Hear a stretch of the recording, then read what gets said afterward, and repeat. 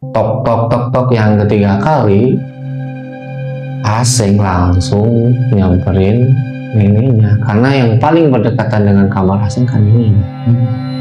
Dibangunin neneknya. Ternyata ketika mau dibangunin, neneknya sudah standby, udah mendengar suara yang tadi. Kata neneknya, Aseng sini, berdiri di belakang ini aja, biar nenek yang bukain pintunya. Dibukain lah sama si neneknya si Aseng. Tapi sebelum dibuka, dia lihat dari daun pintu. Pas dilihat dari daun itu nggak kelihatan, nggak ada siapa-siapa. Cuman pas dibuka, ternyata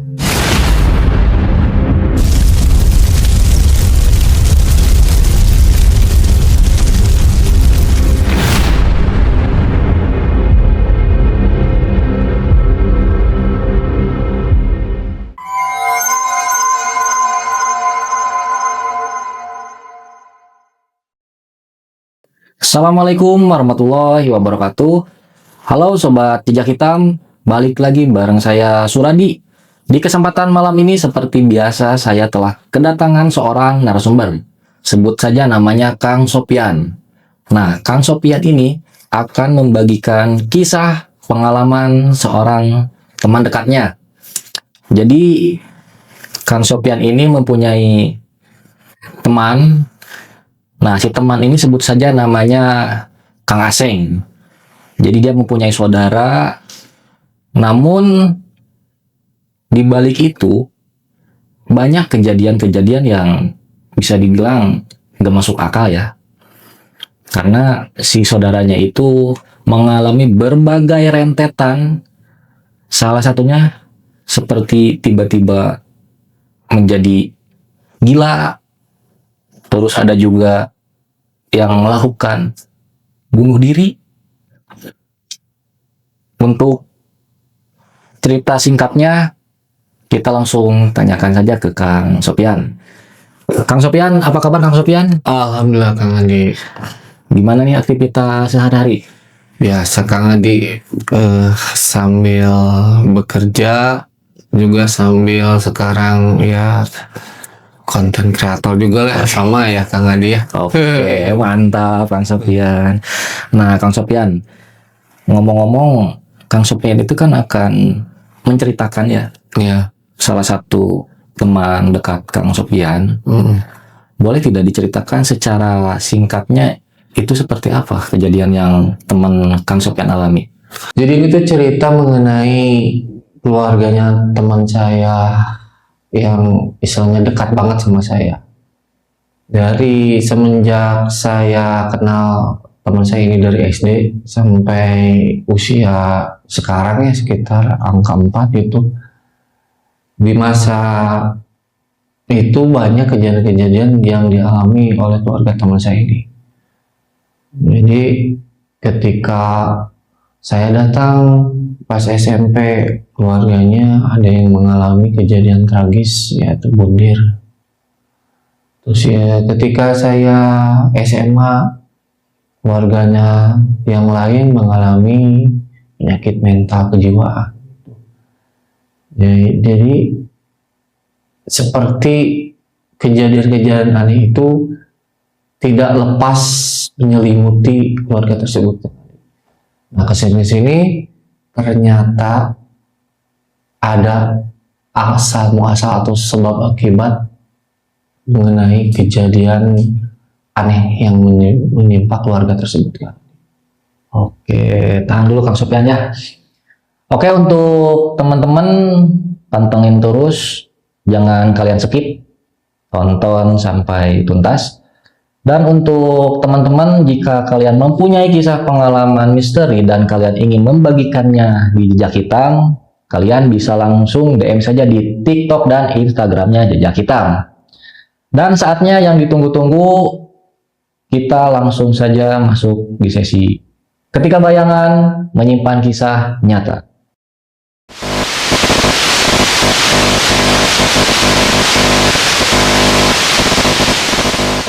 Baik Kang Sopyan, bisa diceritakan kronologis kejadian awalnya seperti apa? Baik Kang Andi, jadi background kejadiannya ini sekitar tahun 2000 lah. Jadi ketika saya itu posisinya masih sekolah SMP. Kebetulan saya tuh punya teman namanya Kang Aseng ya. Jadi dia tuh teman dari semenjak sekolah dasar, benar-benar dekat banget itu.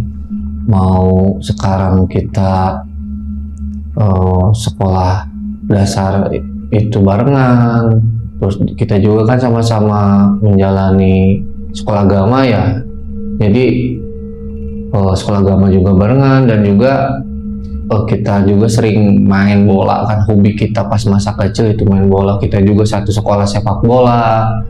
Kami kita juga punya hobi yang sama, itu musik. Jadi saya dan Kang Aseng ini istilahnya setiap hari itu kayak nggak pernah terlepas gitu. Pasti kalau udah pulang sekolah, mau sekolah, terus nyamper lah, bahasa Indonesianya sering ngajak ketemu gitu ke rumah gitu.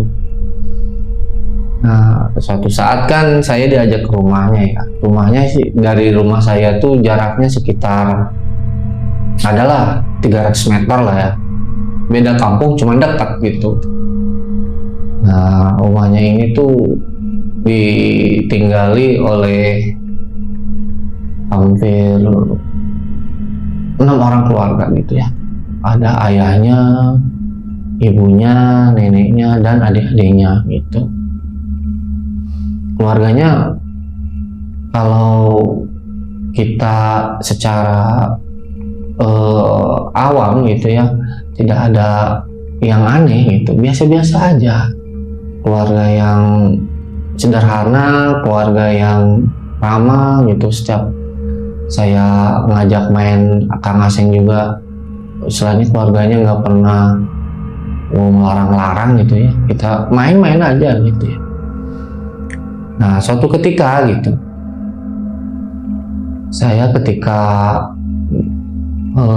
main sama Kang Aseng ini, dan kebetulan dia menginap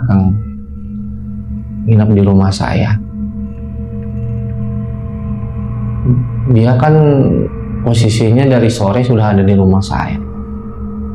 Jam 9 kita masih bercanda-bercanda tuh, 9 malam. Tiba-tiba sekitar jam 10 ada yang ketuk-ketuk pintu ke rumah.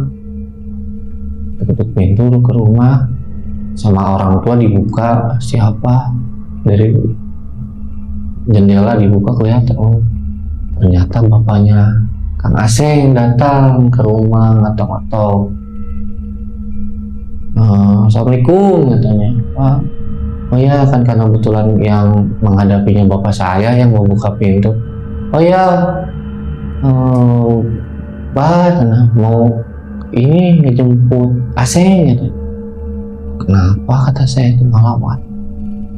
Ternyata si bapaknya ini datang membawa kabar berita duka cita. Jadi ada anggota keluarganya ya, istilahnya adik neneknya ya, sebaris nenek ya, sedang dalam proses pencarian. Kan penasaran ya, bilang kayak gitu. Karena posisinya Kang Aseng juga lagi ada di rumah saya itu agak jauh. Akhirnya kan sama keluarganya dijemput malam-malam. Ternyata sambil istilahnya menceritakan kejadian itu ke bapak saya. Kebetulan bapak saya itu ke masyarakat.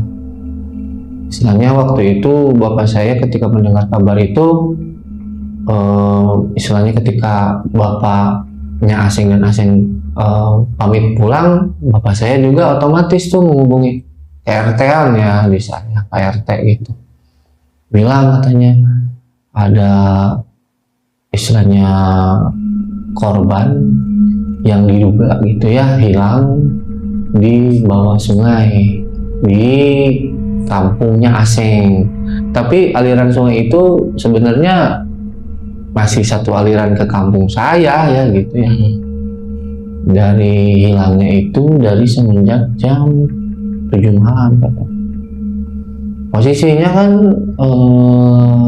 bapaknya Aseng tuh kan datang ke rumah tuh jam 9. Jadi udah 2 jam tuh hilangnya gitu, lagi dicari-cari. Karena katanya kemungkinan ada saksi yang melihat si korban itu menuruni perbukitan ke arah sungai gitu, ada saksi. Cuman ketika dicari-cari selama 2 jam itu katanya masih belum ketemu.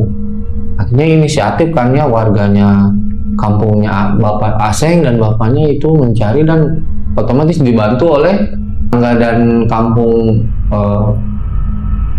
kediaman saya juga ya, membantu gitu mencari. Pencarian lama. Jadi dari semalaman itu baru-baru diketemukan si tubuh korban itu pagi hari, subuh gitu. Dan diketemukannya ternyata nggak jauh.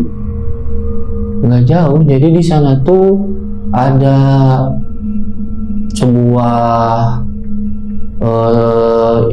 dinding tebing curam yang bawahnya itu sungai, dan di situ ada pohon beringin. Ternyata si tubuhnya korban itu tersangkut di akar pohon yang menjalar ke sungai.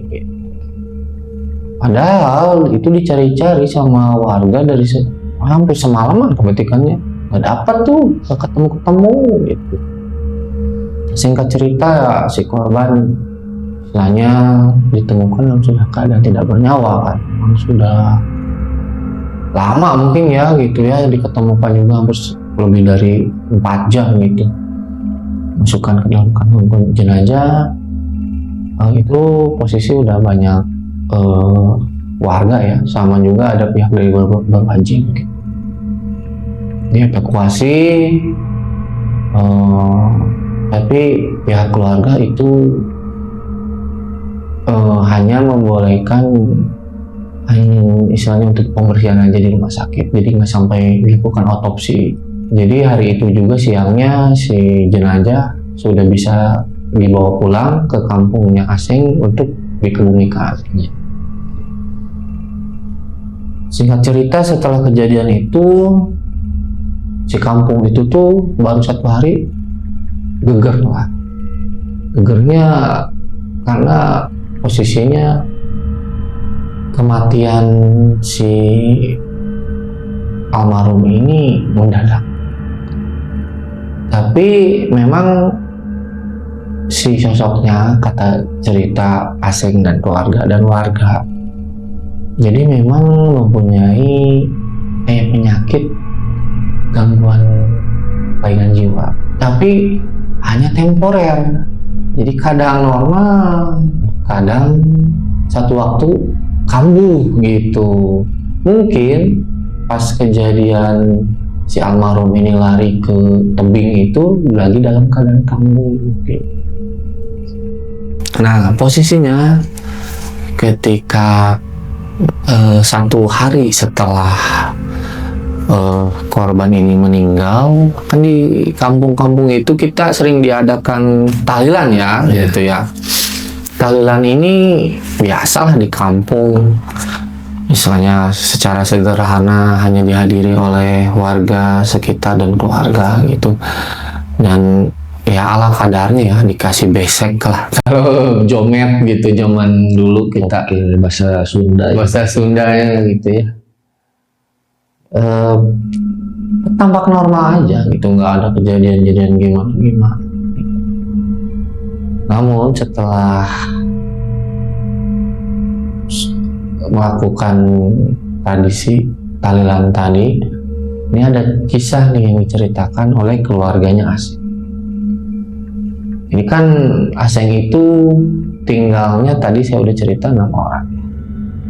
Ibunya Aseng tidurnya posisinya di kamar depan. Jadi mereka tuh hanya punya 4 kamar. Kamar depan diisi oleh ayah dan ibunya Aseng. Kamar kedua diisi oleh Aseng dan adiknya.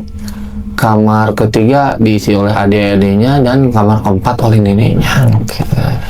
Dari 6 itu ya. Iya gitu. Pas hari H diadakan tahlilan itu, posisi jam 1 malam. Aseng kebetulan, kata Aseng, bertepatan sama malam Jumat. Aseng kan posisinya sisi kamarnya itu, jendelanya itu langsung menghadap ke luar rumah gitu. Sementara pintu belakang itu langsung menuju ke kamarnya neneknya. Jadi sebenarnya kamar Aseng dan neneknya itu berdekatan seperti bentuk letter L gini, cuman posisinya neneknya di belakang, Aseng di depannya. Jam 1 malam itu Aseng betul belum tidur. Dia tahu sendiri bahwa kondisinya kayak yang nggak bisa tidur katanya. Nggak bisa tidur. Jam 1 malam itu tiba-tiba ya, lagi hening-heningnya gitu, Aseng ini ngedengar ada yang ketuk-ketuk pintu.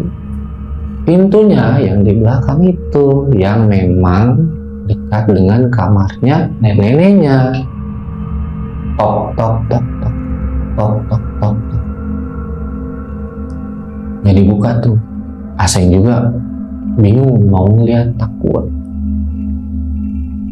Tapi mungkin menurut dia hanya salah dengar atau gimana ya, dibiarin.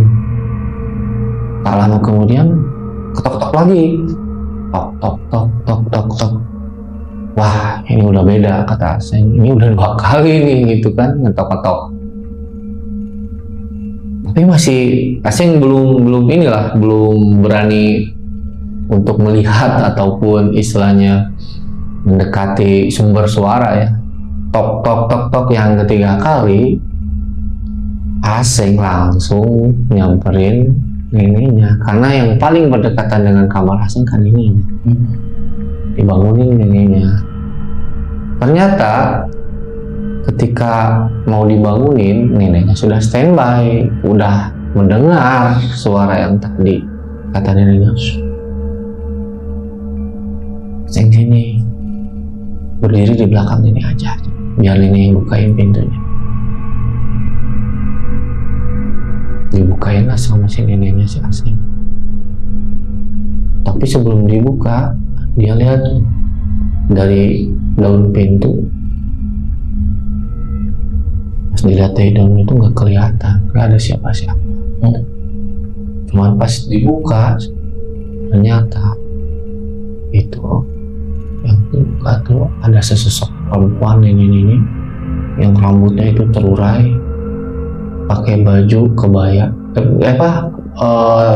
Sebutnya bukan kebaya, apa? Yang batik panjang itu, yang buat mau tidur, apa sebutnya? Piyama lah gitu ya.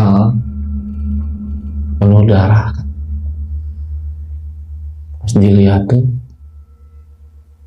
ternyata sosok siapa yang tadi siang meninggal, yang diketemukan di bawah sungai itu. Kebetulan sebenarnya itu baris saudara juga sama keluarga Aseng. Ya istilahnya mah, si almarhum ini merupakan neneknya Aseng dari pihak bapak. Si neneknya Aseng ketika melihat sosok itu langsung nyuruh Aseng baca ayat kursi, sambil ditanya sama neneknya si Aseng itu sampai ke sosok itu. Dia adalah bahasa Sunda, bilang baik naon ka dieu, geus beda alam. Jadi mau apa kesini sudah beda alam. Jangan ganggu kami, katanya. Kita udah nggak ada urusan, udah masing-masing gitu. Dia bilang yang dari si nenek itu ternyata bilang, si sosok itu menjawab, balikin. Jadi balikin. Bingung kan, apa kan yang dibalikin? Tapi karena istilahnya mungkin posisinya neneknya si Aseng ini ada si Aseng ya, nggak mau lama-lama baca ayat kursi. Setelah ucapan balikin itu, sosok itu menghilang gitu. Ternyata ketika hilang itu, ditutup pintu, Aseng nanya, "Nek, kenapa?" Ya, cina posisinya yang datang tadi itu almarhum. Kan Aseng juga denger ya, kan emang tadi bilang balikin kenapa nih? Neneknya baru cerita. Ternyata di siang hari anak-anak si almarhum itu kan ngebagikan mau baju, pakaian bekasnya, sama kasur tempat tidur si nenek almarhum tadi. Ternyata neneknya Aseng ini dikasih kasur oleh anaknya almarhum. Jadi yang mau dimasukin di balik itu mungkin si kasurnya ini pengen diminta balik gitu. Jadi baru ngeh tuh neneknya Aseng. Jadi besoknya setelah tahu malamnya kejadian kayak gitu, dibalikin lagi tuh si kasur. Takut. Iya, takut didatangin gitu. Nah, tapi ya namanya di kampung ya sering gosip ya. Ya. Ternyata bukan hanya rumahnya si Aseng yang didatangi oleh sosok almarhum itu. Ternyata rumah-rumah lain juga yang menerima barang didatangin. Ada yang mau minta dibalikin pakaian bekasnya, ada yang jadi istilahnya mah minta dibalikin. Ini kan kalau orang yang normal ya setelah meninggal dikasih barang-barang ya sudah ya. Ya memang jadi yang bingungnya dikasih kan buat istilahnya mah membersihkan atau gimana, ini malah didatangin. Itu udah keanehan yang menjadi tanda tanya buat keluarga Aseng dan warga gitu. Jadi sampai hari ke-7 tuh katanya di kampung Aseng itu masih diteror oleh si sosok yang menyerupai almarhum itu gitu. Nah, itu kan singkat cerita dari kejadian yang menimpa saudara Aseng yang meninggal di tebing itu kan berselang 5 bulan kemudian ada kejadian lagi. Kejadiannya ini menimpa dari ayahnya Aseng. Ayahnya Aseng ini kan istilahnya mah masih satu darah ya. Jadi memang barisnya keponakan sama bibi gitu. Jadi masih satu darah di ayahnya si Aseng sama almarhum yang meninggal itu. Jadi dari semenjak kejadian 5 bulan bibinya meninggal, ayahnya Aseng ini menderita sebuah penyakit. Dari yang badannya sehat, kebetulan ayahnya Aseng ini berprofesi sebagai tukang bangunan lah. Jadi sudah terbiasa dengan pekerjaan berat lah ya. Tiba-tiba ngedrop tuh. Semenjak 5 bulan si neneknya bibinya ayahnya itu meninggal gitu. Tadinya badannya segar, jadi kurus kering. Jadi saya juga ketika ngelihat ke sana, saya nanya kan ke Aseng, ya, jadi bapak sakit apa sih? Ada bilangnya paru-paru lah, ada bilangnya ini itu. Cuman yang jadi bingung kan posisinya kenapa jaraknya tuh dari kejadian almarhum meninggal neneknya itu nggak berselang lama, drop langsung gitu. Jadi kayak yang ngerembet gitu, kadang ada yang terpantik gitu.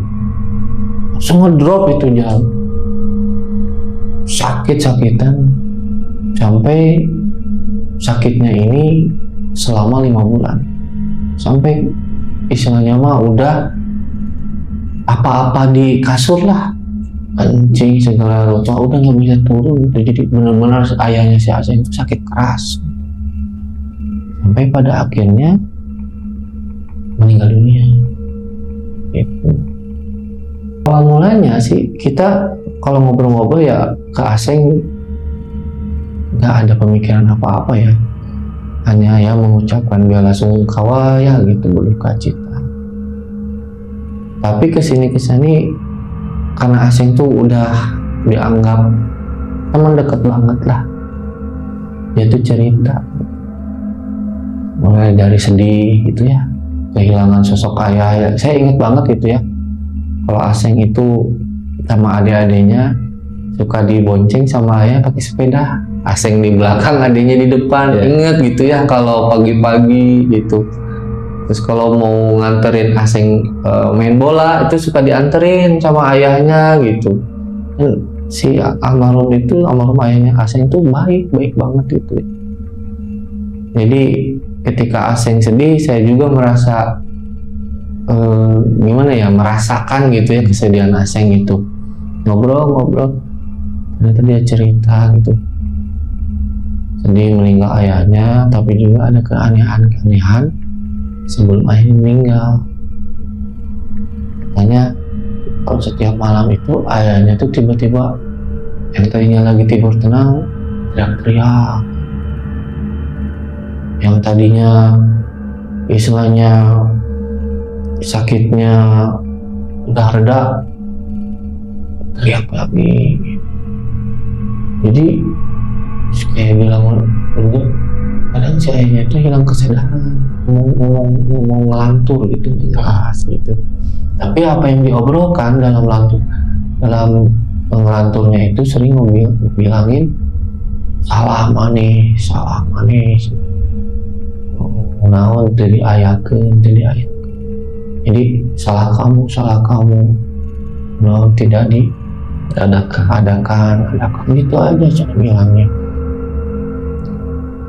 Saya ini kan istilahnya dan keluarga nggak bisa berbuat apa-apa karena ya mohon maaf, ayahnya ini kan memang tulang punggung. Jadi ketika ayahnya sakit, ya ibunya hanya bekerja serabutan,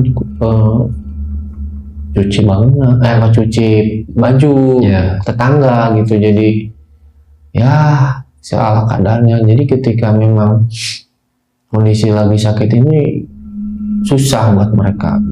Ya, jangankan untuk dibawa ke rumah sakit itu Kang Andi, kasihan lah gitu. Cuman ya dari apa yang diceritakan Aseng ke saya mengenai kejadian-kejadian sebelum ayah meninggal itu ada hal-hal aneh gitu. Cuman ya saya hanya bisa menyemangati Aseng dan berpikir ke Aseng, jangan diambil pusing atas itu, yang mungkin istilahnya udah jalannya aja gitu. Nah, yang kemudian ini menjadi semakin kita menduga ada yang di luar nalar, hal janggal. Dari kejadian ayahnya Aseng meninggal, tidak berselang lama, ada sekitar 2 bulanan, Aseng itu mempunyai istilahnya disebutnya kalau orang Sunda tuh kakamisan atau anaknya uwa ya. Anaknya uwanya ini, kakaknya Aseng ini, istilahnya pada saat kejadian itu usia sekitar 28-29, jadi masih muda lah ya. Yang tadinya segar bugar, sehat gitu ya, biasa bekerja gitu, tiba-tiba dia mengalami penyakit jiwa. Jadi sering teriak-teriak, terus sering tidak menggunakan pakaian, jalan ke jalan raya, ke kampung-kampung tanpa menggunakan pakaian. Dan jaraknya itu peristiwa yang menimpa kakaknya Aseng ini ya 1 bulan setelah meninggalnya bapaknya Aseng gitu. Ini maksudnya kayak yang berentet gitu. Menjelang 1 tahun dan Belum juga kan udah ada 3 kejadian. Nah, karena kalau keluarganya si kakaknya ini, alias uanya Aseng ini, ya istilahnya orang berada lah. Itu udah dicoba tuh diobatin. Dibawa ke orang pintar, terus dibawa ke rumah sakit. Tapi makin kesini makin parah. bukan makin membaik. Kondisinya itu yang tadinya ya masih bersih, sekarang istilahnya kesini makin wah, udah seperti orang yang mohon maaf ya, orang gila yang di jalan yang tadi terus. Gitu, makin parah gitu, sampai istilahnya si uanya Aseng ini pusing gitu, bagaimana apa yang telah diupayakan untuk mengobati anaknya gak sembuh. Sampai suatu ketika tiba-tiba nih diadakanlah acara seperti jaipongan yang diinisiasi oleh uangnya si Aseng ini gitu. Dan jaipongannya tuh aneh, ngadainnya di pinggir sungai. Jaipongan yang tidak seperti umum. Iya, dan juga ada penyembelihan kambing hitam. Ritual mungkin ya. Ritual gitu. Ditanya oleh saya ke Aseng, kenapa kok jaipongannya harus di pinggir sungai, dan kenapa harusnya kan ya kalau jaipongan di tempat yang ramai dong. Ya betul. Atau di rumahnya, dan alasannya kan ini lagi berduka ya, lagi istilahnya mengalami banyak cobaan musibah, ini dia malah ngadain jaipongan gitu. Karena kalau Aseng tuh nggak bisa nutupin dia, karena jujur kalau dari keluarga besar mah nggak terbuka alasan kenapa mengadakan jaipongan ini. Aseng cerita, katanya perayaan jaipongan dan penyembelihan kambing hitam itu dilakukan untuk tolak bala, karena dulu perayaan itu tidak pernah dilakukan dan pernah ditagih. Jadi istilahnya kayak membayar janji yang dulu harusnya diadakan.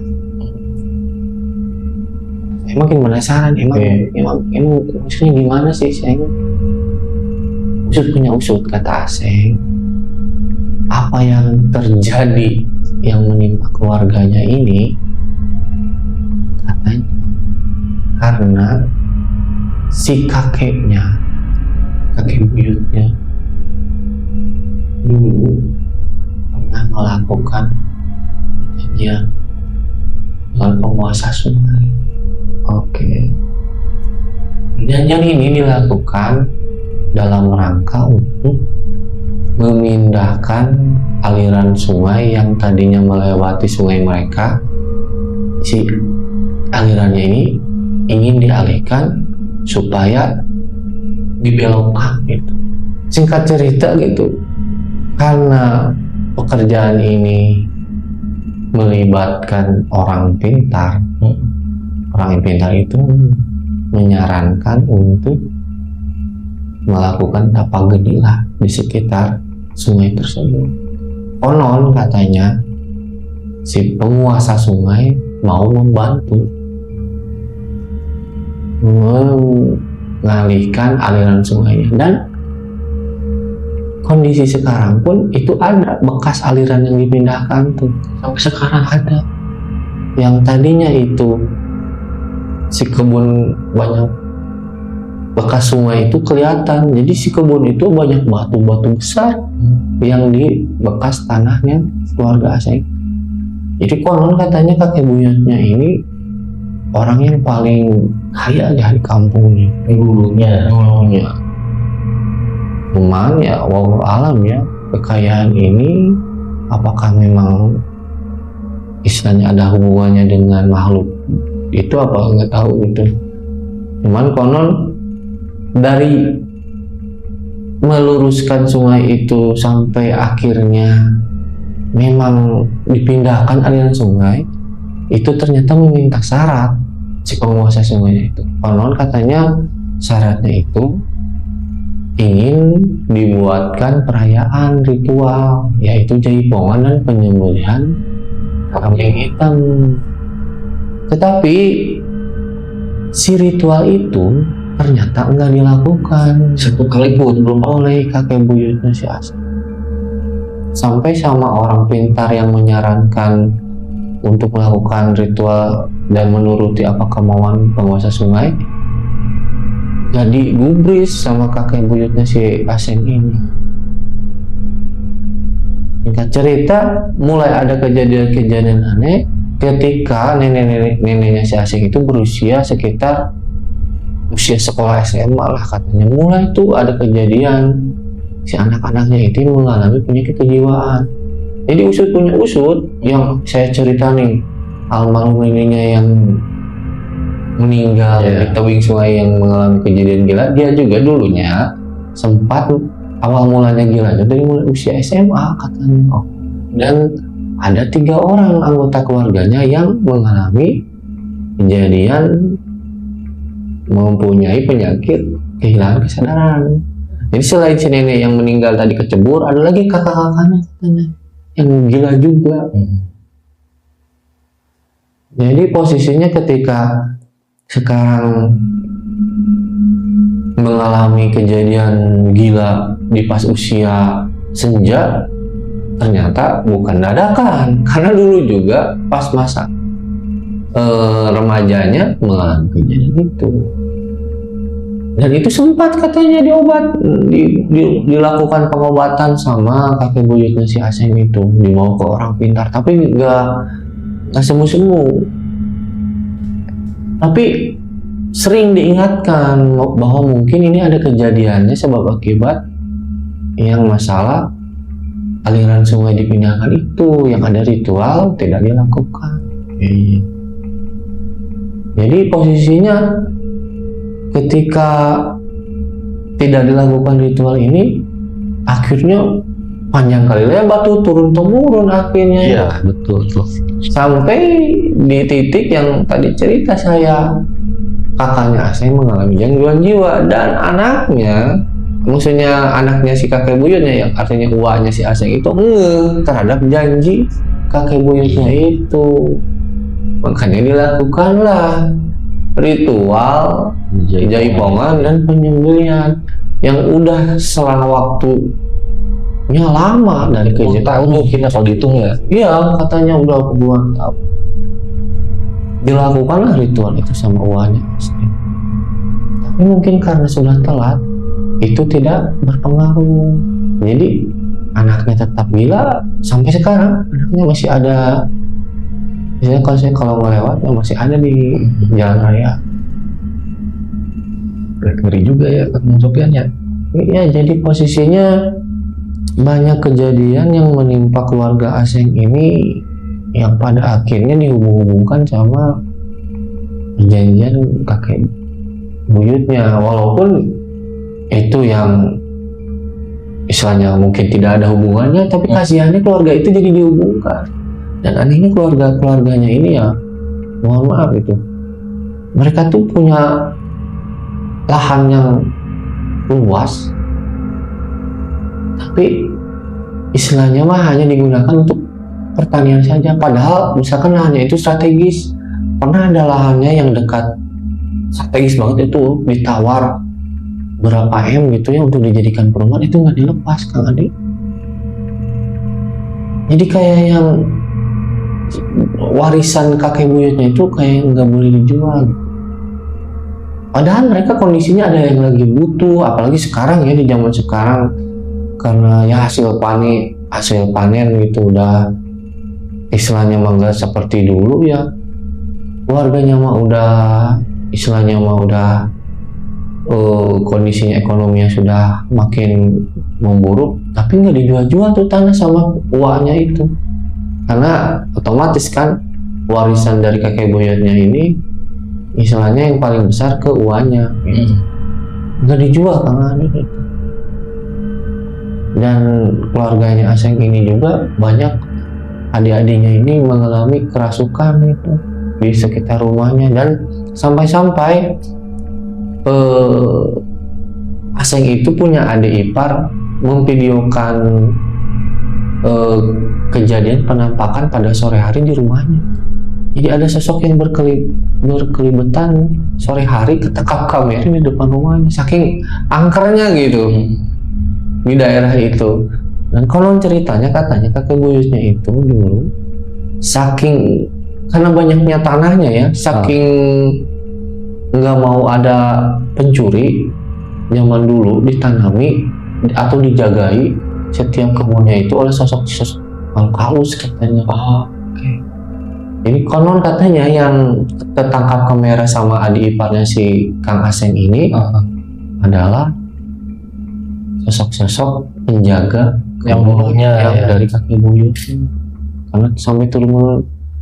Dan itu sampai detik sekarang pun ya, kalau melewat ke daerah keluarganya Aseng, karena mereka masih hidupnya ngumpul, nggak saling berjauhan. Ini kan udah 2026 ya, kalau yang di luar tuh udah rame, itu keluarga itu masih kayak suasana tahun 90-an aja gitu. Jadi tidak ada pembaruan rumah. Jangan ya, jadi masih di rumahnya itu tempo dulu, padahal mereka tuh punya tanah yang luas. Nggak tahu apakah emang ada amanah supaya tidak menjual dari kakek buyutnya atau gimana lah. Jadi kurang masuk akal gitu saya juga gitu. Yang lebih aneh itu, si rumahnya Aseng ini kan termasuk di asetnya kakek buyutnya ya. Sampai si makhluk halus pun bisa tertangkap di kamera, nanti saya bisa lihatkan. Oke, ada dokumentasinya. Sampai seperti itu Bang Adi gitu. Jadi ya istilahnya kejadian-kejadian yang menimpa keluarga Aseng ini ternyata ujungnya terbuka. Plot twistnya yaitu diabadkan perjanjian yang dulu dilakukan oleh kakek buyutnya yang tidak memenuhi persyaratan. Akibatnya keluarganya ada yang mengalami gila, ada yang meninggal. Ya seperti ya almarhum ayahnya Aseng juga kan meninggalnya tidak lama ya, berselamnya gitu. Dari kejadian meninggalnya neneknya gitu. Jadi terus setelah itu kakaknya menjadi gila gitu. Jadi Turun-temurun itu ya. turun gitu. Jadi Kebanyakannya lebih ke ODGJ. ya kalau neneknya mah ya tadi saya bilang gitu, kadang katanya sembuh, kadang kambuh. Tapi kalau yang saya bilang kakaknya Aseng itu udah full gila. Jadi udah berpakaian pun seringnya telanjang, itu jadi udah istilahnya keliling-keliling kampung. Kalau neneknya yang saya ceritakan meninggal itu posisinya hanya di rumah, cuman istilahnya berbicara sendiri, kayak ya yang stres gitulah. Itu Kang Andi mengenai cerita tentang keluarga teman saya itu. Oke, baik Kang Sopian. Ini ada beberapa pertanyaan ya. Untuk Kang Aseng itu sekarang dia masih ada apa, maaf ya, mengalami hal serupa seperti saudara-saudaranya? Kalau Kang Aseng sendiri sampai sekarang istilahnya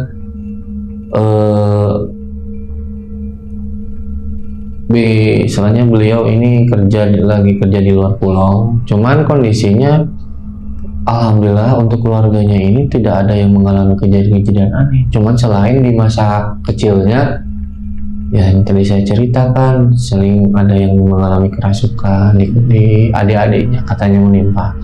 Tapi tidak ada yang seperti keluarganya yang lain yang sampai misalnya mengalami kegilaan, enggak.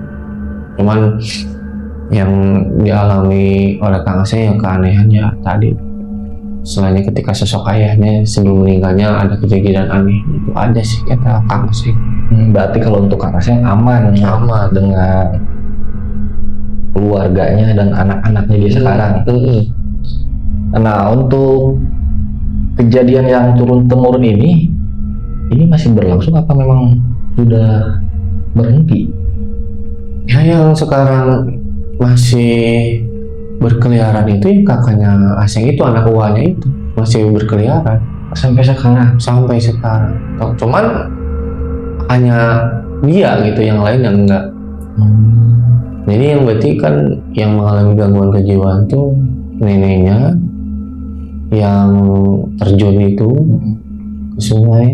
Ada lagi kakak neneknya di baris nenek juga. Cuman simpatnya mereka temporer aja. Kadang sembuh, kadang gila, kadang sembuh. Tapi yang full memang gila kakaknya Aseng ini, yang anak uanya itu. Mungkin ini bisa dibilang yang akhir. Mudah-mudahan sih kayaknya. Yang akhir, semoga tidak ada kejadian hal serupa yang menimpa keluarganya Kang Aseng ya. Iya kan. Ini kan terkait yang tadi Kang Sofyan omongin, si kakek buyutnya itu banyak, bisa dibilang memiliki tanah ya yang luas, sampai bisa dibilang turun-temurun ke cucunya, sampai ke Kang Aseng pun dia bisa tahu kepemilikan tanah kakek buyutnya itu sangat luas. Tapi ngomong-ngomong, itu kenapa tidak ada yang mau menjual? Itu yang menjadi pertanyaan buat saya dan warga sekitar sih. Ada tanahnya pun yang strategis dan udah ditawar untuk dijadikan perumahan, nggak dijual. Dan yang bingung gitu kan, setiap tanahnya yang memang dimiliki oleh keluarga tersebut itu kayak terbengkalai. Jadi nggak diurus. Jadi istilahnya mah tumbuh dan panen senaturalnya gitu, sealaminya, Tanpa ada yang manen, tanpa ada yang ngurus itu. iya gitu, dibiarkan aja padahal mereka punya lahan yang luas banget dan istilahnya mengelilingi hampir kampung saya dan kampung Kang Aseng itu, karena keluarga itu tuh luas gitu. Dan yang saya baru tahu juga dari Kang Aseng, si sosok kakek buyutnya juga dikuburkan di area kebun pemakaman, dimakamkan di kebun mereka. Oh, jadi tidak di tempat pemakaman biasa, iya. Itu ada. Ketika saya tadi penasaran kan, kebunnya itu benar nggak dulunya dipindahkan aliran sungainya? Ternyata ya saya dapat melihat sendiri gitu. Ada batu bekas sungai di kebun, kan aneh kan? Ya. Jadi istilahnya kebunnya ini memang bekas ada jejak-jejak aliran sungai dulunya gitu. Dan yang baru tahu juga ternyata Aseng cerita kakek buyutnya itu dimakamkan di atas dekat dengan kebun yang dipindahkan aliran sungainya itu. Tidak ada yang lain, kakek buyutnya aja di situ. Sendiri satu Berarti makam. untuk yang tadi bapaknya terus di pemakaman biasa. itu pemakaman umum. Di pemakaman. Kirain menyatu sama Enggak. kakek buyut ini. Enggak. Khusus pemakaman keluarga. Jadi kalau dinamakan pemakaman keluarga harusnya kan ada yang lainnya ya. Yang tadi ini enggak. Jadi cuma yang dimakamkan cuma di kebun itu hanya kakek buyutnya itu yang melakukan tadi itu perjanjian. Sofyan ngeri juga ya ini ya. Ternyata nyata hal serupa di zaman dulu itu sampai bisa turun temurun yang mengakibatkan gangguan kejiwaan sampai nyawa pun melayang. Iya kan, itu nggak nyangka bahwa ternyata kejadian-kejadian itu yang menimpa keluarganya itu endingnya tuh gitu ada penyebabnya gitu. Karena kan dikiranya ya hanya kejadian biasa aja gitu, cuman ya awal mulanya ya katanya sih pas tahun itu mereka keluarga itu ditimpa musibah itu tuh katanya kayak tahunnya penagihan gitu. Mana satu kali pun belum ya Bun? Belum, iya, dan akhirnya kan meminta ya mohon maaf mungkin korban ya tumbal gitu ya, mungkin gitu. Kan itu 1 tahun Ya itu berurutan juga. gitu. Itu dengan waktu yang sangat berdekatan itu. Singkat. Kayak gitu. Nah Kang Ian ada tak? Nah Kang Ian ada tidak pesan-pesan untuk penonton nih? Apalagi kan ya mungkin ya di zaman sekarang pun adalah sebagian orang yang ya bisa dibilang kayak imannya lemah, ingin melakukan hal-hal yang sifatnya instan dengan cara bersekutu ya dengan jin atau sosok lainnya. Mungkin adakah pesan yang ingin Kang Sopian sampaikan? Ya buat subscriber dan sobat-sobat Jak Hitam yang saya rasakan dan saya alami langsung dari kejadian teman saya ya, Kang Adi. Awal mulanya kan seperti yang nggak ada hubungannya ya dengan kejadian, atau kita bisa disebut tadinya nggak percaya bahwa ada, ternyata mungkin apa ya disebut pesugihan atau perjanjian yang gitu ya. Iya. Tapi ternyata setelah kejadian itu kan Allah alam gitu ada hubungan ternyata dengan kejadian masa lalu yang dilakukan oleh leluhurnya gitu. Sampai mau dilakukan ritual gini gitu juga kan udah nggak mempan gitu ya. Ya dari situ ya saya hanya melihat dari apa yang saya alami, apa yang Kang Aseng teman saya ceritakan, bahwa perjanjian dengan setan itu ada gitu, ternyata gitu, yang dialami langsung itulah oleh keluarga teman saya itu, dan dampaknya yang merugikan, dan itu kan turun-temurun ternyata panjang. Tadinya pengen singkat ya, memindahkan sungai gitu, aliran sungai, ataupun ya Allah alam apakah meminta kekayaan juga kurang tahu, cuman kan dampaknya sampai ke anak cucu tuh.